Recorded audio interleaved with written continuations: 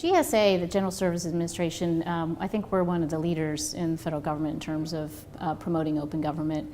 And I think a lot of it comes actually from the top. Our administrator, Martha Johnson, is a true believer in open government, but she doesn't just talk the talk, she actually walks the walk. She has actually, I think, one of the best blogs I've seen in government. It's an internal blog for GSA employees.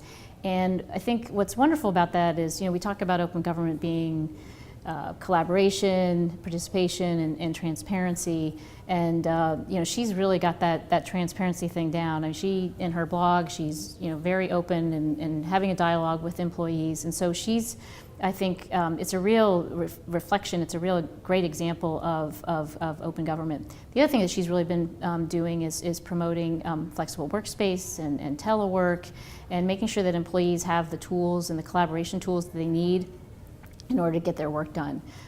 She knows that there's so many of these sort of silos within the organization. She's really trying to break down those barriers. And so one of the things we're doing is looking at internal collaboration tools so that we can do our jobs better and make sure that we're really coordinating our efforts.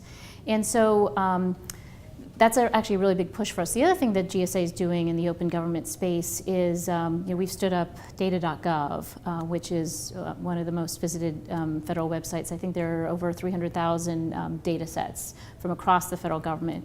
And what's amazing about that is, of course, before we had data.gov, the data was all over the place.